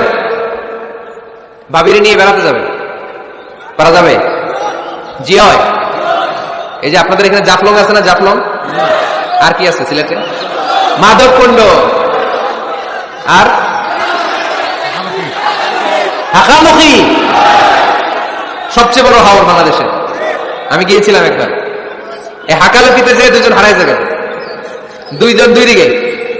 পারা যাবে? যাবেন। আল্লাহ রাসূল সাল্লাল্লাহু আলাইহি ওয়াসাল্লাম যেতেন, স্ত্রীদেরকে নিয়ে মরুভূমিতে বেড়াতে যেতেন, আউটিংয়ে যান, মাঝে মাঝে ফ্যামিলি ট্যুরে যান। কুল সিরু ফিল আরদ সুম্মা আনজুরু কাইফা কানা আকিবাতুল মুকাদ্দিবিন। জমিনে ঘুরে বেড়াও আর দেখো মিথ্যাবাদীরা পৃথিবীতে কি করেছে আর তাদের সাথে আমি কি আচরণ করেছি, ঠিক কিনা? সুযোগ হলে মিশরে যান, ফেরাউনের লাশ দেখে আসেন। কারুনের বাড়িতে যান, ধ্বংসস্তূপ দেখে আসেন, পারলে জর্ডানে যান, মৃত সাগর দেখে আসেন। সমকামিতার কারণে লূত আলাইহিস সালামের কওমের লোকদেরকে আল্লাহ জমিন থেকে উঠে একটা আঘাত করেছেন জমিনে, ফাজআলনা আলিয়াহা সাফিলাহা, জমিনের উপরের মাটিকে আমি নিচে ঢুকিয়েছি, নিচের মাটিকে আমি উপরে ঢুকিয়েছি, উপর থেকে শিলা আর প্রস্তর বৃষ্টি নাজিল করে পুরো জমিনটারে আমি মাসাকার করে দিয়েছি। ওখানে এখন ডেড সি, লোহিত সাগর, মৃত সাগর। ওখানে কোনো মাছ জন্মায় না, কোনো কাঁকড়া জন্মায় না, ব্যাঙ জন্মায় না, কিচ্ছু জন্মায় না। লবণের ডেনসিটি, ঘনত্ব এত বেশি, ওখানে কোনো মানুষ ডুবেও না। গজবের জায়গা, সুযোগ হলে দেখে আসেন। টাকা পয়সা ভালো থাকলে সময় হলে প্রায় ফ্যামিলি মেম্বারদেরকে নিয়ে উমরায় যান। কই যাবেন? উমরায় যান। নবদম্পতি যারা, বা রিসেন্টলি তোমরা যারা বিয়ে করতে যাচ্ছ, you are going to be a new couple, পারলে তোমাদের হানিমুনটা উমরায় সেরে ফেলো। পারা যাবে না? স্বামী স্ত্রী দুইজনে মিলে মক্কায় চলে যাও, আল্লাহর ইবাদত, আল্লাহর ঘরে সিজদা দিয়ে নতুন জীবনটাকে নতুন ভাবে শুরু করো। বরকত দিবে কে? তাহলে ঘরে বা ফ্যামিলিতে সুখ সমৃদ্ধি নিয়ে আসার 6 নম্বর মাধ্যম হচ্ছে আউটিং এ যাওয়া, মাঝে মাঝে বেড়াতে যাওয়া। আল্লাহ রাসূল সাল্লাল্লাহু আলাইহি ওয়াসাল্লাম বেড়াতে যেতেন, সফরে স্ত্রীদেরকে নিয়ে যেতেন। সহিহ বুখারীর বর্ণনা, কানা রাসূলুল্লাহ সাল্লাল্লাহু আলাইহি ওয়াসাল্লাম ইযা আরাদা সাফারান আকরা বাইনা আজওয়াজিহি, আল্লাহ রাসূল সফর করলে কোন স্ত্রীকে নিয়ে যাবেন তিনি স্ত্রীদের নাম লিখে লটারি করতেন। সুবহানাল্লাহ নাই? কি করতেন? কোরআ, আরবিতে বলে কোরআ, বাংলায় বলে লটারি। এই লটারি জায়েজ, এই লটারি জায়েজ আছে। স্ত্রীদের নাম লিখে কোরআ করতেন, লটারি। যার নাম আসতো তাকে নিয়ে আল্লাহর হাবিব সাল্লাল্লাহু আলাইহি ওয়াসাল্লাম সফরে বেরিয়ে যেতেন। সফরে স্ত্রীদের সাথে দৌড়াদৌড়ি করতেন। সুবহানাল্লাহ বলবেন না? আম্মা জান আয়েশা রাদিয়াল্লাহু তাআলা আনহাকে আল্লাহর হাবিব সাল্লাল্লাহু আলাইহি ওয়াসাল্লাম এত ভালোবাসতেন, আল্লাহর হাবিব সাল্লাল্লাহু আলাইহি ওয়াসাল্লাম বলতেন, আয়েশা চলো দৌড়াদৌড়ি করি। ওই যে দেখা যায় খেজুর গাছ, চলো কে কার আগে যেতে পারে। দুইজন দৌড়ালেন। বিয়ের প্রথম দিকে আম্মা জান আয়েশা রাদিয়াল্লাহু তাআলা আনহা ফার্স্ট হয়ে গেলেন, কারণ তখন তিনি চিকন ছিলেন, এত মোটা ছিলেন না। আবার অনেক বছর পরে আরেক সফরে যখন আম্মা জান আয়েশা সফরে লটারিতে নাম আসলো, ওই সফরে আবার আল্লাহর হাবিব সাল্লাল্লাহু আলাইহি ওয়াসাল্লাম বললেন, আয়েশা চলো আজকে দৌড়াদৌড়ি করি। দুইজন দৌড় দিলেন। এবার আম্মা জান আয়েশা রাদিয়াল্লাহু তাআলা আনহা জিততে পারলেন না, যেহেতু মোটা হয়ে গেছেন। আল্লাহ রাসূল সাল্লাল্লাহু আলাইহি ওয়াসাল্লাম দৌড়ে গাছ ধরে ফার্স্ট হয়ে গেলেন। সুবহানাল্লাহ পড়েন। আম্মা জান আয়েশা এবার রাগ করে বসে আছেন। আল্লাহর হাবিব সাল্লাল্লাহু আলাইহি ওয়াসাল্লাম বললেন, হাদিহি সাবকাতু বিতিলক, ওই যে কয়েক বছর আগে আয়েশা একদিন রাতে তুমি আমারে হারাই দিছিলা, আজকে তোমারে হারাইয়া ওটার প্রতিশোধ তুলে নিলাম। সুবহানাল্লাহ পড়তে পারলেন না? কি ভালোবাসাবাসী ছিল, কি খুনসুটি ছিল, কি আদর্শ আগের সমৃদ্ধ সুখী শান্তির একটা সংসার ছিল বিশ্বনবী সাল্লাল্লাহু আলাইহি ওয়াসাল্লামের। তিনি স্ত্রীদের সাথে খোশ গল্প করতেন, বিনোদন করতেন, হাসি ঠাট্টা করতেন। তবে এই বিনোদন ছিল সুস্থ বিনোদন, এই রসিকতা ছিল সুস্থ রসিকতা, ঠিক কিনা? আমরা এটা করতে চাই না। অনেকের চেহারা, আমাদের চেহারার মধ্যে কোনো হাসি নাই, খালি রাগ আর রাগ, আছে না নাই? অনেকে দেখবেন 5 বছর একবারও হাসা নাই। সুজানগরে আলহামদুলিল্লাহ এরকম নাই। সুজানগরে এই যে সবাই হাসতেছে, সবার মুখে হাসি। হাসবেন, মুচকি হাসবেন, মুচকি হাসি দেওয়া সুন্নাত। আর মুচকি হাসতে পয়সা লাগে না। পয়সা লাগে তো হাসেন না কেন? মুচকি হাসেন, হাসি দেওয়া সুন্নাত। তো তাহলে 6 নাম্বার যে পদ্ধতি আমরা পেলাম ঘরে সুখ শান্তি আনার, মাঝে মাঝে ফ্যামিলি মেম্বারদেরকে নিয়ে আমরা হাকালুকি হাওড়ে হারিয়ে যাব, আমরা মাধবকুণ্ডে বেড়াতে যাব, আমরা জাফলং এ যাব, পারলে আমরা কক্সবাজার সমুদ্র সৈকতে যাব। যেমনটি আল্লাহর হাবিব সাল্লাল্লাহু আলাইহি ওয়াসাল্লাম স্ত্রীদেরকে নিয়ে বেড়াতে যেতেন। ইনশাআল্লাহ পড়েন। পারবেন তো? যাবেন তো সবাই? আচ্ছা। 7 নম্বর পদ্ধতি সংসারে সুখ শান্তি ফিরে আনার, ফ্যামিলির গুরুত্বপূর্ণ বিষয়ে সিদ্ধান্ত নিতে পরামর্শ করবেন। ফ্যামিলি মিটিং কি করবেন? কি মিটিং? ফ্যামিলি মিটিং করবেন, পরামর্শ। এক্ষেত্রে স্ত্রী, সন্তান, ভাই, বোন, আব্বা আম্মা সবার পরামর্শ নেবেন। অনেকে আছে কারো কথা শোনে না, মনে যা চায় তাই করে, আছে না নাই? পরে আফসোস করে, পরে হাই হাই করে। কারণ যারা পরামর্শ করে এরা কোনোদিন হাই হাই করা লাগে না। চিল্লায় বলেন ঠিক কিনা? এজন্য আল্লাহ বললেন, ওয়াশাবিরহুম ফিল আমরি ফাইযা আযামতা ফাতাওয়াক্কাল আলাল্লাহ। গুরুত্বপূর্ণ বিষয়ে সিদ্ধান্ত নেবার আগে তোমরা পরামর্শ করে নাও। যখন তোমরা পরামর্শ করে সঠিক সিদ্ধান্তে উপনীত হয়ে যাবে, তখন তাওয়াক্কুল করবা একজনের উপর, তিনি কে? সিদ্ধান্ত যখন নিয়ে ফেলবেন আল্লাহর উপর তাওয়াক্কুল করবেন। এজন্য পরামর্শের কোনো বিকল্প নাই। পরামর্শ নেবেন, স্ত্রীদেরও পরামর্শ নেবেন। অনেকে বলে, আরে মেয়ে মানুষ কি পরামর্শ নেবে, আমি তো সব জানি। এরকম আছে না নাই? না, অনেক সময় নারীদের পরামর্শ কাজে লাগে। আমাদের বোনদের মাথায় ভালো ভালো বুদ্ধি আছে না নাই? বুদ্ধি আছে। আপনারা হুদাইবিয়ার সন্ধির নাম শুনেছেন? কত হিজরিতে? 6ষ্ঠ হিজরিতে 1400 সাহাবা আল্লাহ রাসূল সাল্লাল্লাহু আলাইহি ওয়াসাল্লামকে নিয়ে উমরা করার জন্য গেল, কিন্তু কাফেররা মক্কায় ঢুকতে দিবে না। তখন একটা সন্ধি হলো যে এই বছর আমরা ফিরে যাব। আল্লাহর হাবিব সাল্লাল্লাহু আলাইহি ওয়াসাল্লাম ওই সন্ধিতে রাজি হলেন। আংটির মধ্যে মুহাম্মদ রাসূলুল্লাহ সিল মারলেন, রাজি। কিন্তু সাহাবারা রাজি না। সাহাবারা বললেন, ইয়া রাসূলুল্লাহ, এত কষ্ট করে 1400 সাহাবা উমরা করার জন্য এসেছি, উমরা না করে আমরা ফিরে যাব, আমরা যাব না। আল্লাহ হাবিব সাল্লাল্লাহু আলাইহি ওয়াসাল্লামকে আদেশ করলেন, কুমু ওয়ানহারু, যেহেতু সন্ধি হয়েছে আমি সন্ধি ভঙ্গ করতে পারবো না, সন্ধির নিয়ম অনুযায়ী এবছর আমরা ফিরে যাব, আমরা উমরা করব না। আর যেহেতু আমরা পশু নিয়ে এসেছি, সবাই পশু জবাই করো, মাথার চুল হালাক করে হালাল হয়ে যাও। কিন্তু কেউ কথা শোনে না, কেউ কথা শোনে না। 1400 সাহাবা বসে আছে। আল্লাহ রাসূল সাল্লাল্লাহু আলাইহি ওয়াসাল্লাম ধমক দিয়ে আদেশ করলেন, কুমু ওয়ানহারু, দাঁড়াও, পশুগুলোকে জবাই করো, মাথার চুল ফেলে দিয়ে হালাল হয়ে যাও। কেউ কথা শোনে না।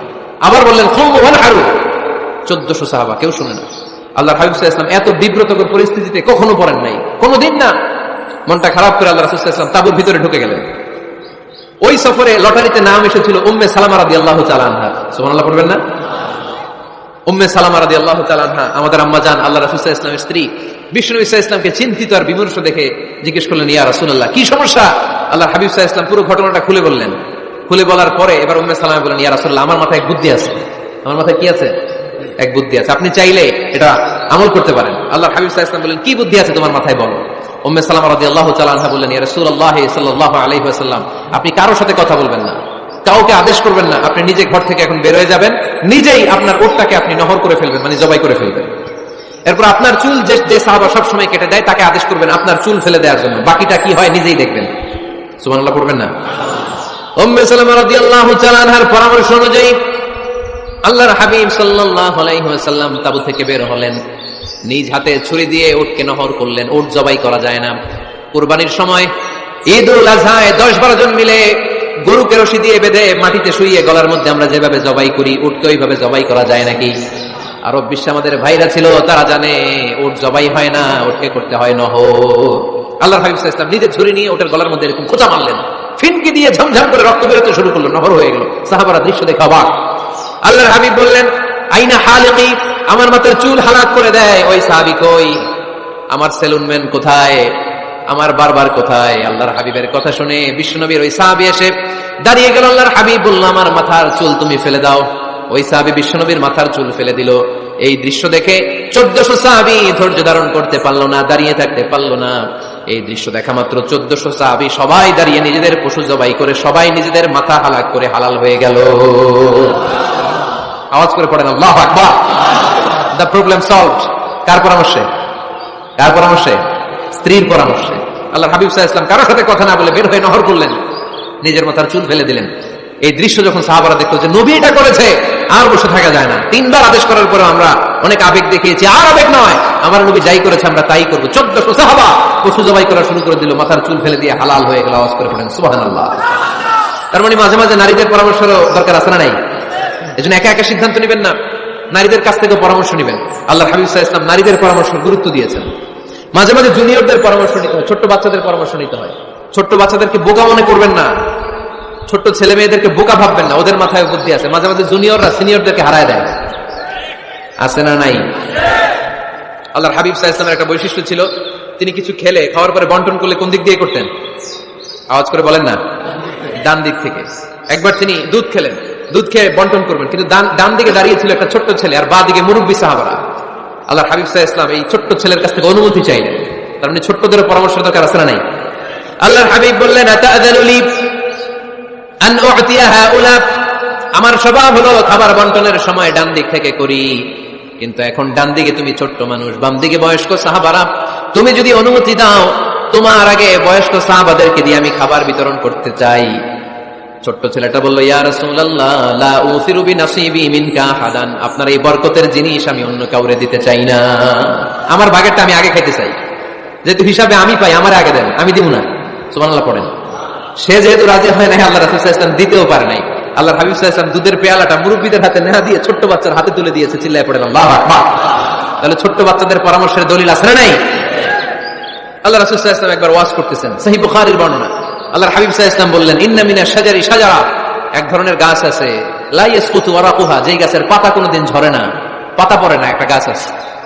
মাসালুহা কামাসালিল মুসলিম, এই পাতার দৃষ্টান্ত মুসলিমের দৃষ্টান্ত একই। হাদিসুনি মা হিয়া, দেখি তো কোন সাহাবী বলতে পারে এটা কোন গাছ? আল্লাহর হাবিব বললেন, এমন একটা গাছ আছে যেই গাছের কোনো পাতা ঝরে না। এই পাতার দৃষ্টান্ত, গাছের দৃষ্টান্ত, মুমিনের দৃষ্টান্ত একরকম। ফাহাদিসুনি মা হিয়া, কে আছো বলতে পারো এটা কোন গাছ? কেউ পারে না। সাহাবারা মনে করছে এটা মরুভূমির কোন একটা গাছ হবে, কেউ বাড়ির পাশে যে খেজুর গাছ আছে এটা খেয়াল করে নেই, সবাই চলে গেছে অন্য গাছের দিকে, ক্যাকটাস, গুলমলতা, মরুভূমির রেয়ার যে গাছগুলো আছে, দুর্লভ দুষ্প্রাপ্য গাছগুলো তারা এক একজন একটার পর নাম বলতে আরম্ভ করলো। আল্লাহ রাসূল সাল্লাল্লাহু আলাইহি ওয়াসাল্লাম বললেন হয় নাই, একজন বলে একটা, আল্লাহর হাবিব বললেন হয় নাই। সবশেষে কেউ যখন পারে না, আল্লাহ রাসূল সাল্লাল্লাহু আলাইহি ওয়াসাল্লাম বললেন ইন্নাহা নাখলা, এটা খেজুর গাছ। এটা কি গাছ? সবাই বলেন কি গাছ? খেজুর গাছ। কেউ পারে নাই। ওয়াজ শেষ, নসিহত শেষ, সবাই বাড়ি ফিরে যাচ্ছে। সাইয়েদনা ওমর ফারুক রাদিয়াল্লাহু তাআলা আনহু উনি ওনার ছেলে আব্দুল্লাহ ইবনে ওমরকে নিয়ে যাচ্ছে। আব্দুল্লাহ ইবনে ওমর হঠাৎ করে বললেন, আব্বা, আল্লাহ রাসূল যখন জিজ্ঞেস করেছিল এটা কোন গাছ, আমি কিন্তু জানতাম এটা খেজুর গাছ, আমি কিন্তু জানতাম। ওমর ফারুক বললেন, বলো নাই কেন? আব্দুল্লাহ ইবনে ওমর বলেন, আব্বা, আপনি পারেন না, আমার চাচা আবু বকর পারে না, মুরব্বী সাহাবারা কেউ পারে না, আমি মাঝখান দিয়ে কেমনে বেয়াদবি করি? সুবহানাল্লাহ পড়বেন না? ওমর ফারুক বললেন, বলো কি, তুমি যদি আজকে বিশ্বনবীর সামনে উত্তরটা দিতে পারতা, আমার ছেলে উত্তর দিতে পেরেছে, এটা যেন আমার বুকটা এত বড় হয়ে যেত। ও আব্দুল্লাহ, কেন তুমি বললে না? আজকে কেউ প্রশ্নের উত্তর করতে পারে নাই, তুমি যদি বিশ্বনবীর সামনে দাঁড়িয়ে প্রশ্নের উত্তর করতে পারতা, আমার বুকটা এত বড় হয়ে যেত, কেন বললা না? তুমি বললে আমি বড্ড খুশি হয়ে যেতাম। সুবহানাল্লাহ পড়েন। তার মানে মাঝে মাঝে জুনিয়ররা সিনিয়রদেরকেও হার মানায় দেয়, এরকম আছে না নাই? এজন্য পরামর্শ করবেন, অবশ্যই পরামর্শ করবেন। সাইয়েদনা ওমর ফারুক যখন খলিফা, তিনি মুরব্বীদের মিটিং এ একটা ছোট্ট বাচ্চাকে রাখতেন, অল্প বয়স্ক এক সাহাবী, ওই সাহাবীর নাম আব্দুল্লাহ ইবনে আব্বাস রাদিয়াল্লাহু তাআলা আনহু। মুরব্বীরা মনে কষ্ট পেলেন, কিরে, এই ছেলের সমান নাতি আছে আমার ঘরে, আমার নাতি আছে, এই ছেলের সমান, এই ছেলেকে কেন রাখে? ওমর ফারুক বললেন, একদিন দেখাই দিব আপনাদেরকে কেন রাখি।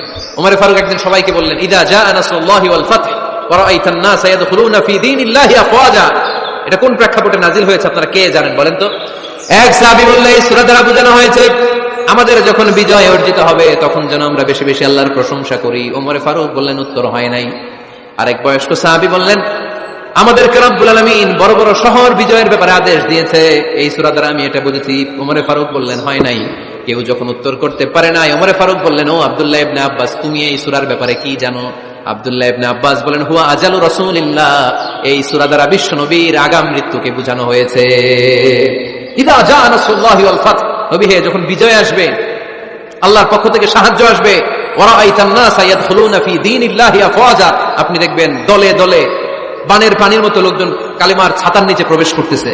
তো সবাই যখন কালিমা পড়ে মুসলমান হয়ে যাবে, সবাইকে মুসলমান বানানোই ছিল বিশ্বনবীর মিশন। মিশন যখন কমপ্লিট, নবী থাকার পৃথিবীতে আর দরকার নাই। এই সূরা দ্বারা আল্লাহ বুঝিয়েছেন বিশ্বনবী পৃথিবীতে আর বেশি দিন বেঁচে নাই। চিল্লায় বলেন ঠিক কিনা? ওমর ফারুক ডেকে বললেন, আব্দুল্লাহ, মারহাবা, মারহাবান বিকা ইয়া আব্দুল্লাহ ইবনে আব্বাস, ও আব্দুল্লাহ ইবনে আব্বাস, মাশাআল্লাহ তাবারাকাল্লাহ, কেউ সঠিক উত্তর না দিতে পারলেও তুমি সঠিক উত্তর দিয়েছো। তুমি এই সূরার ব্যাপারে যতটুকু জানো আমিও জানি ততটুকু, পড়েন সুবহানাল্লাহ। তুমি সঠিক উত্তর দিয়েছো। এই হাদিসগুলো প্রমাণ করে মাঝে মাঝে জুনিয়ররা সিনিয়রদেরকেও হারিয়ে দেয়। চিল্লায় বলেন ঠিক কিনা? এজন্য মাঝে মাঝে বাচ্চা ছেলেদেরও পরামর্শের দরকার আছে না নাই? ঘরে সুখ নাই, শান্তি নাই, কারণ পরামর্শ করেন না তো। আব্বা আম্মার পরামর্শ নেন, স্ত্রীদের পরামর্শ নেন, ছেলে মেয়েদের পরামর্শ নেন। গুরুত্বপূর্ণ সিদ্ধান্ত নেওয়ার আগে পরামর্শ করে সিদ্ধান্তগুলো নেওয়ার দরকার আছে না নেই? পরামর্শ করে ফ্যামিলি মিটিং এ যদি আমরা সিদ্ধান্ত নেই, ওই সিদ্ধান্তে বরকত দিবে কে? আওয়াজ করে বলেন, ওই ঘরটারে বরকতময় করে কে? কয়টা গেল? 7টা। 8 নাম্বার হচ্ছে, প্রত্যেকটা ঘরে এক একটা পারিবারিক পাঠাগার গড়া চাই, ফ্যামিলি লাইব্রেরি। কার কার ঘরে পারিবারিক পাঠাগার আছে দেখি সুজানগরে? মাশাআল্লাহ, মাশাআল্লাহ পড়েন, আওয়াজ করে পড়েন মারহাবা। যাদের ঘরে নাই তাদের ঘরে একটা পাঠাগারের দরকার আছে না নাই? একটা শোকেস বানাবেন, ওখানে ইসলামী বইগুলো রাখবেন, ইসলামী সাহিত্যগুলো রাখবেন, তাফসিরগুলো রাখবেন, হাদিসের বইগুলো রাখবেন। একটা পারিবারিক পাঠাগারের দরকার আছে না নাই? কোরআনের প্রথম আয়াত হয়েছে পড়ো। কোরআনের প্রথম আয়াত কি? আল কোরআনের প্রথম বাণী পড়ো, আল হাদিসে নবীর কথা পড়ো। আল কোরআনের প্রথম বাণী পড়ো, আল হাদিসে নবীর কথা পড়ো। পড়ে পড়ে শেখো, শিখে শিখে তুমি তোমার নিজের জীবন গড়ো। পড়েন আমিন। কোরআনের প্রথম কথা কি? ইকরা, পড়ো। কোরআনের প্রথম কথা কি? ইকরা বিসমি রাব্বিকাল্লাযী খালাক, খালাকাল ইনসানা মিন আলাক। ইকরা ওয়া রাব্বুকাল আকরাম আল্লাযী আল্লামা বিল কলম, আল্লামাল ইনসানা মা লাম ইয়ালাম। পড়েন সুবহানাল্লাহ। পড়ো তোমার প্রভুর নামে যিনি তোমায় শিখিয়েছেন। Read in the name of your Lord who has created. পড়ো। পড়ার কোনো বিকল্প নাই, আপনার পড়তেই হবে।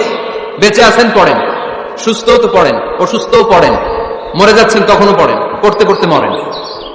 ও মিয়া, মরার সময় পড়ার দরকার আছে না নাই?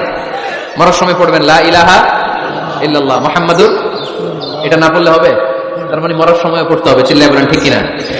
তাহলে সুখী, সমৃদ্ধ, আলোকিত একটা পরিবার গড়ার 8 নম্বর পয়েন্ট হচ্ছে একটা ফ্যামিলি লাইব্রেরি। প্রত্যেকটা ঘরে একটা পাঠাগার থাকা চাই। আজ থেকে এই যে 2019 সালের শেষ রজনী, 2020 সাল শুরু হবে আর ঘন্টাখানিক পরেই আমরা এই সিদ্ধান্ত যেন নেই যে আমাদের প্রত্যেকের ঘরে আমরা যেন ছোট্ট করে একটা পাঠাগার বানাই। ওখানে যেন বিভিন্ন ধরনের বই, বিভিন্ন ধরনের বইয়ের কালেকশন রাখি। বই কিনুন, বই পড়ুন, প্রিয়জনকে বই উপহার দিন। বই কিনে কেউ কোনোদিন দেউলিয়া হয় নাই, ঠিক কিনা? পড়তে রাজি আছেন তো? এই যে কোরআনের বঙ্গানুবাদ পাওয়া যায় না এখন, কথা বলেন। স্মার্টফোন আছে কার কার দেখি? হ্যাঁ, কারা কারা স্মার্ট দেখি? হাজার হাজার স্মার্ট, মাশাআল্লাহ। এই স্মার্টফোনের ভেতরে আল কোরআন নামে বাংলায় কোরআনের একটা অ্যাপস পাওয়া যায়, কথা বলেন। পাওয়া যায় কি যায় না? আজকে থেকে এই অ্যাপসটা ডাউনলোড করে প্রতিদিন 1 আয়াত 2 আয়াত 3 আয়াত করে পড়া শুরু করে দেন। বাঁচতে হলে পড়তে হবে, বাঁচতে হলে জানতে হবে, ঠিক কিনা? এই স্লোগান আমাদেরকে শিখায়। এই স্লোগান তো আল্লাহ, এই স্লোগান দিয়েই তো আল্লাহ কোরআন শুরু করছে। ইকরা বিসমি রাব্বিকাল্লাযী খালাক। বাঁচতে হলে জানতে হবে, বাঁচতে হলে পড়তে হবে, পড়ার কোনো বিকল্প নাই। আওয়াজ করে বলেন ঠিক কিনা? সুজানগরের ভাইয়েরা, মোবাইলের অ্যাপসের ভেতরে আমরা কোরআন রাখতে রাজি আছি তো সবাই? হাদিসের অ্যাপস ডাউনলোড করতে রাজি আছি তো? বাস রাজি আছি, ডাউনলোড করে রেখে দেবো, আর কেউ পড়বো না নাকি? হ্যাঁ, প্রতিদিন একটা আয়াত হলেও যেন আমরা পড়ি। আল্লাহ যা বলা দরকার সব বলে দিয়ে গেছে, নতুন করে আর কিছু বলবে না। আমরা যেন পড়াশোনা করি, আমরা যেন একটা পাঠাগার বানাই। আবারও কখনো আসার সুযোগ হলে আমি জিজ্ঞেস করবো, যদি আমার মনে থাকে যে আপনাদের পাঠাগার আছে কার কার ঘরে, সেদিন সবার হাত তুলতে হবে। এমনি পারা যাবে তো? আল্লাহ তুমি তৌফিক দাও। কয়টা গেল? 8টা। ঘরে সুখ শান্তি ফিরে আনার 9 নম্বর খুব জরুরি একটা পয়েন্ট, সেটা হচ্ছে ফ্যামিলি মেম্বারসদের মধ্যে মিউচুয়াল রেসপেক্ট লাগবে, পারস্পরিক শ্রদ্ধাবোধ। কেউ কারো দোষ খোঁজা যাবে না, কিন্তু আমরা দোষ খোঁজায় ব্যস্ত, ঠিক কিনা? ইগো ইগো ইগো আমাদেরকে শেষ করে দিল। ইগো প্রবলেম আছে না নাই? বৌমা শাশুড়ির দোষ খুঁজে, শাশুড়ি দোষ খুঁজে বৌমা। এগুলো আমাদের এলাকায়, সোজানা করে নাই। হ্যাঁ, আছে আছে আছে। ফ্যামিলিটা জাহান্নামে টুকরা হয়ে গেছে। বউ শাশুড়ি দেখতে পারে না, শাশুড়ি বউ দেখতে পারে না, আছে না নাই? এর কারণটা কি শুনি বলেন। 3টা উত্তর নিবে এখান থেকে। একজন বলেন যে বৌমা শাশুড়ির পিছনে লাগা থাকে আর শাশুড়ি বৌমার পিছনে লাগা থাকে। বৌমা শাশুড়ির ছায়া দেখতে পারে না, শাশুড়ি বৌমার ছায়া দেখতে পারে না। কারণটা কি? একজন এদিকে আওয়াজ করে। আত্মসম্মানের কারণে। তার মানে ইগো, ইগো প্রবলেম। এদিকে একজন ইসলামের জ্ঞান নাই, মাশাআল্লাহ। আর এদিকে স্টার জলসা পাওয়া গেছে। স্টার জলসায় যা দেখায় ওইটাই ঘরে চলে না। স্টার জলসা হচ্ছে কেমন করে শাশুড়ির সাথে বউয়ের গিরিঙ্গি লাগানো যায়, এটার প্রশিক্ষণ, ঠিক কিনা? ভয়ঙ্কর। তাহলে এগুলো দেখা বাদ দিতে হবে। এগুলো যতক্ষণ ঘরে থাকতে হবে না, হবে না। রিমোট কন্ট্রোল কেড়ে নিবেন, কেড়ে নিয়ে মাইল লাগাই দিবেন। একটা ক্ষুধার্ত বাঘ 1 মাস খায় নাই, তারপরে হরিণের মাংস পাইছে। ওই বাঘের বুঝ দিলেও বাঘের কাছ থেকে হরিণের মাংস টেনে নেওয়া যায়, কিন্তু আমাদের মা বোনদের হাত থেকে হিন্দি সিরিয়ালের জন্য টিভির রিমোট কন্ট্রোল কেড়ে নেওয়া যায় না। দিবে না রিমোট কন্ট্রোল। এই জন্য আপনাদের কথা অনুযায়ী এই জি বাংলা স্টার জলসা হিন্দি সিরিয়াল হচ্ছে বৌমা শাশুড়ির গিরিঙ্গি বা দ্বন্দ্বের প্রধানতম কারণ। তাহলে হিন্দি সিরিয়ালকে ঝাড়ু পেটা করে বের করে দিতে হবে। এগুলোর সাথে মুসলিম পরিবারের কোনো সম্পর্ক। আর কিছু কারণ আছে, এগুলো আমি বের করছি, শুনবেন। বৌমা শাশুড়ির এই ঝগড়ার প্রধান কারণ হচ্ছে জেনারেশন গ্যাপ, ঠিক কিনা? শাশুড়ি এক জেনারেশনের আর বৌমা আরেক জেনারেশনের। শাশুড়ি ভাবে একরকম, বৌমা ভাবে আরেক রকম। শাশুড়ি চায় বউর উপর খবরদারি করতে, বউ চায় শাশুড়ির উপর খবরদারি করতে। এই ডমিনেটিং এর কারণে কিলাকিলি আছে না নাই? এটা ঠিক না। আমার শাশুড়ি মায়েরা যারা আছেন, প্রথমে শাশুড়ি দিয়ে শুরু করি। আমার মাইকের আওয়াজ যে ঘরগুলোতে যায়, আমার শাশুড়ি মাদেরকে বলবো, বউদের উপর অত্যাচার করবেন না। ছেলেরে প্রশ্ন করে, তোর কাছে তোর বউ বড় না আমি বড়? আছে না নাই? এটা একটা প্রশ্ন হইল। তোর বউ বড় না আমি বড়? দুইজনেই বড়। তো এক ছেলে সুন্দর উত্তর দিছে, আমার কাছে ভালো লাগছে উত্তরটা শুনে। এক মা প্রশ্ন করছে, তোর এতদিন আমি লালন পালন করে বড় করলাম, জীবন যৌবন তোর জন্য শেষ করলাম, আজকে বউ পাইয়া বউ তোর আপন হয়ে গেল। এবার ছেলে উত্তর দিছে, মা আমার মুখ থেকে মা ডাক শোনার জন্য তুমি কি কষ্টটাই না করছো জীবনে। 10 মাস আমার পেটে ধারণ করলা, খাইতে পারো নাই, বমি করছো, খালি ওষুধ খাইছো, তোমার পেট কেটে আমার বের করা হয়েছে, 2 বছর আমার দুধ খাওয়াইছো, পেশাব পায়খানা পরিষ্কার করেছো, বয়স যখন 3-4 তখন তোমার আমি মা ডাকছি, এই মা ডাকটা শোনার জন্য তুমি এত কষ্ট করছো। আর আরেকবারের মাইয়া এই ঘরে আইসে তোমার মা ডাকা শুরু করছে। যেই মেয়েটা তোমার মা ডাকে সে আমার আপন হবে না কেন মা? ঠিক না? এই মা ডাক শোনার জন্য তুমি এত কষ্ট করলা, আমার লালন পালন করলা, 10 মাস পেটে ধরলা, পেশাব পায়খানা পরিষ্কার করলা, এরপরে মা ডাক শুনতে পারছো। আর আরেকবারের মেয়ে জানা নাই চিনা নাই এসেই তোমার ডাকা শুরু করছে মা। তো যে আমার মারে মা ডাকে তার স্থান তো আমার কলিজায়।